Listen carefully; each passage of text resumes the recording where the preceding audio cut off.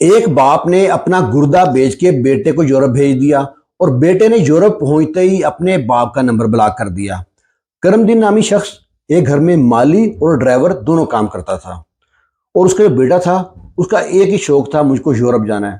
اپنے باپ کے پیچھے لگا ہوا تھا، گھر کا جو مکان چھوٹا سا ہے اس کو بیچ اور مجھ کو یورپ بھیج دے، وہاں جا کے میں ڈھیروں پیسے کماؤں گا، ایسے کئی مکان تم خرید سکتا ہے۔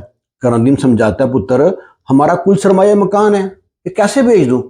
پر وہ بیٹا سنتا نہ تھا، باپ سے لڑتا رہتا، جھگڑتا رہتا تھا۔ اسے نفرت تھی اپنے باپ سے، کیونکہ باپ ایک غریب آدمی ہے، باپ ایک مالی ہے۔ وہ اپنے باپ سے کہتا تھا اگر آپ نے کوئی ڈھنگ کا کام کیا ہوتا نا، آج میرے جس طرح دوست امیر ہیں میں بھی امیر ہوتا۔ کرم دین جس گھر میں کام کرتا تھا اس کا مالک بہت اچھا آدمی تھا، وہ سرکاری ریٹائر افسر تھا۔ وہ اپنی بیوی سے بہت پیار کرتا تھا، اتنا پیار کرتا تھا کہ جب بھی بیوی کی سالگرہ آتی بیوی کو لے کے جاتا بیوٹی پارلر، وہاں سے بیوی کو تیار کرتا، بالکل دلہن سے تیار کراتا۔ بیوی کو ہتھیلی کے چھالے کی طرح رکھا ہوا تھا، اتنا پیار کرتا بیوی سے۔ وہ سوچتا تھا، وہ کہتا تھا کہ میری جو بیوی ہے میرے دکھ اور سکھ سب کی ساتھی ہے، اگر آج یہ بیمار ہو گئے تو کیا میں اسے پیار کرنا بند کر دوں؟ اس کی بیوی کو مسئلہ تھا گردوں کا، گردے خراب ہو گئے تھے، گردے واش ہو رہے تھے، بڑا پریشان رہتا تھا۔ اس لیے کسی نے بتایا کہ اپنی بیوی کو لے کے جاؤ انڈیا میں، وہاں پہ گردے تبدیل ہوتے ہیں۔ اس بندے نے بڑی ٹرائی کی، ان دنوں میں ملک کے حالات خراب تھے، انڈیا نہ لے کے جا سکا بیوی کو۔ وقت گزرتا رہا، دونوں میاں بھی پریشان رہتے رہے۔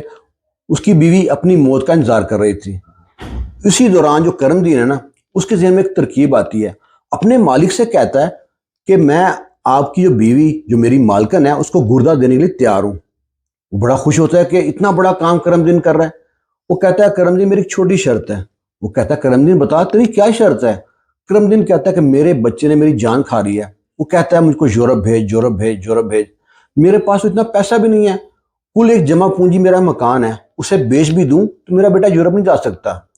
وہ کہتا ہے کرم دین بس تیرے بیٹے یورپ جانا ہے نا، سمجھ لی تیرا بیٹا یورپ چلا گیا، تو بس گردے کا مکرنا مت بات سے۔ کہتا نہیں میں نہیں مکرتا۔ لو جی، وہ گھر آتا ہے، اپنے بیٹے کو بتاتا کرم دین ماجد کو کہ بھائی تمہارا بندوبست ہوگا یورپ جانے کا، تو تیاری کر لے بس۔ ادھر وہاں پہ جاتا ہے کرم دین ہاسپٹل میں، اپنا گردہ اپنی مالکن کو دیتا ہے، مالکن چنگی پلی ہو جاتی ہے اور کرم دین بھی ٹھیک ہو کے گھر آ جاتا ہے۔ کرم دین بڑا خوش کہ میرا بیٹا یورپ چلا جائے گا۔ ادھر 4 6 8 مہینے میں نا کرم دین کا بیٹا یورپ چلا جاتا ہے۔ کرم دین پھول ہی نہیں سماتا، سب کو بتاتا ہے، محلے والوں کو، دیکھو میرا بیٹا یورپ چلا گیا، اب دیکھنا گاؤں میں بڑی اچھی کوٹھی بناؤں گا، میرے پاس گاڑی ہوگی، میں سارے کام چھوڑ دوں گا، بس یہاں بیٹھا رہا کروں گا، میرے پاس لوگ آئیں گے، کھائیں گے پیئیں گے، میں گاؤں کا چودھری بن جاؤں گا۔ کرم دین کو کیا معلوم تھا وہ گلی کا بھکاری بن جائے گا، روپیہ روپیہ کو ترسے گا۔ بیٹا یورپ گیا، 2 4 مہینے باپ سے رابطے میں رہا، ماں سے رابطے میں رہا، اس کے بعد اسے نمبر بند کر دیا، شہر چینج کر لیا۔ ماں باپ پریشان، ہمارا بیٹا ملتا نہیں ہے، کبھی فون نہیں کرتا، کہ رابطہ نہیں کرتا۔ ادھر گھر میں فاقے پڑنے ہو گئے۔ کرم دین وہاں سے نوکری چھوڑ دی تھی، مالک نے بڑا کہا، پھر بھی مالک اس کی گاہے بگاہے مدد کرتا رہا۔ کرم دین کا بیٹا وہاں پہ کوئی رابطہ نہ کرتا۔ ادھر کرم دین کی بیوی بیمار ہو گئی، یہ فون کرتا ہے، رابطہ کرتا ہے، کوئی نہیں ہے۔ کرم دین کے بہت سے گاؤں کے لوگ یورپ میں تھے، ان سے کہتا ہے میرا بیٹا یورپ گیا ہے، کہیں ملے تو ان سے کہنا ہاتھ جوڑ کے بیٹا تیری ماں بیمار ہے، آخری بار اسے مل جا۔ آخر نہ کرم دین کا جو بیٹا تھا ماجد، وہ پارٹ ٹائم کسی ہوٹل میں ویٹر کا کام کرتا تھا۔ اسی گاؤں کا کوئی آدمی اس کے پاس جاتا ہے کھانا کھانے، وہ دیکھتا ہے کہ یہ تو کرم دین کا بیٹا ہے، وہ پہچان لیتا ہے۔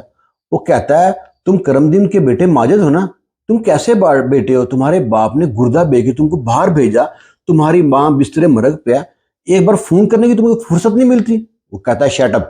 ماجد کہتا ہے جو ویٹر تھا، شٹ اپ، آپ کو کھانے میں کوئی مسئلہ ہے، کوئی چیز چاہیے مجھے بتائیں، آپ میرے گھر کے معاملے میں انٹرفیئر نہیں کر سکتے، یہ میرا ذاتی فعل ہے، ذاتی معاملہ ہے۔ وہ آدمی کہتا ہے بیٹا تو نے میری بےزتی کر لی، کوئی مسئلہ نہیں ہے، تو نے اس باپ کی بےزتی کی ہے جس نے اپنا گردہ بیچ کے یہاں بھیجا ہے، اس ماں کی تذلیل کی ہے جس نے راتوں کو تمہارا اٹھ کے گیلے بستر سے اٹھا کے سوکھے بستر پہ ڈالا تھا، وہ ماں تمہیں انتظار کر رہی ہے، تو ایک فون نہیں کر سکتا۔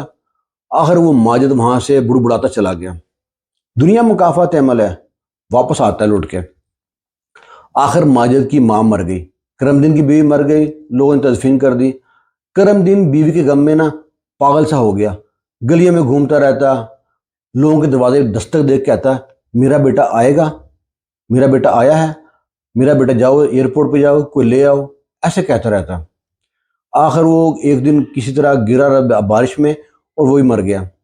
پورے گاؤں میں دھوم مچ گئی، اوئے ہوئے ہوئے کرم دین مر گیا۔ بڑا جنازہ ہوا اور سب لوگ کرم دین کے بارے میں لوگوں کو سنائیں کہانیاں کہ دیکھو بیٹے کو یورپ بھیجنے سے پہلے نا ایک بار کرم دین کا حال سن لو کہ کیا ہوا اس کے ساتھ۔ آخر مر گیا کرم دین، اس کی بیوی مر گئی۔ اب دنیا اس کا جو بدلہ دینا ہے اس کے بیٹے ماجد نے۔ اس نے وہاں پہ شادی کر لی تھی کسی سے۔ ماجد نے وہاں جس عورت سے شادی کی تھی نا نیشنلٹی کے لیے، اس نے ماجد کو خوب کھایا، اور جب ماجد اس کو کچھ کہتا تو وہ لڑتی۔ ماجد نے ایک دن غصے میں آ کے اسے ہاتھ اٹھا دیا، مارا۔ وہ تھانے پہنچ گئی۔ یورپ میں بڑا قانون ہے، ہاتھ اٹھانا جرم ہے بیوی پہ۔ وہ آتے ہیں اور ماجد کو لے جاتے ہیں تھانے میں، وہاں بند کرتے ہیں کافی دن، پھر جرمانہ چھوڑ دیتے ہیں۔ وہ عورت ڈیورس لے کے چلی جاتی ہے۔ بچے ہوتے ہیں ماجد کے پاس ہی۔ بچے تھوڑے بڑے ہوتے ہیں تو ماجد اس کو تنگ کرتے ہیں، ماجد ان کو بھی مار پیٹ کرتا ہے۔ اب وہ تھانے جاتے ہیں، رپورٹ کرتے ہیں۔ اس کے بعد پولیس آتی ہے، ماجد کو لے کے جاتی ہے تھانے میں، اور سزا پوری ہونے کے بعد اولڈ ہاؤس میں شفٹ کر دیتی ہے۔ اور جو مکان جو جائیداد بنا رکھی تھی ماجد نے وہ بچوں کے نام ہو جاتی ہے۔ بچے پلٹ کے اپنے باپ کی شکل نہیں دیکھتے ہیں۔ ماجد اولڈ ہاؤس میں ہی تڑپ تڑپ کے وہیں پہ زندگی گزارتا ہے، نہ اسے موت آتی نہ وہ ٹھیک ہوتا ہے۔ اس کو زخم بن جاتے ہیں جگہ جگہ پہ، زخموں میں پیپ پڑ کے کیڑے پڑ جاتے ہیں۔ وہ اپنی موت کے لیے ترستا رہتا ہے، کاش مجھ کو موت آ جائے، لیکن موت نہیں آتی۔ دنیا جو نہیں نا مکافات عمل ہے، جو بوؤ گے وہی کاٹو گے۔ اگر آپ اپنے ماں باپ کو ستاؤ گے تو کیا امید رکھ سکتے ہو کہ آپ کے بچے آپ کو نہیں ستائیں گے؟ یہ ایک چھوٹا سا واقعہ تھا، اس کے بارے میں آپ کی رائے کا انتظار کریں گے۔ خوش رہیں، شاد رہیں، آباد رہیں۔ اللہ حافظ۔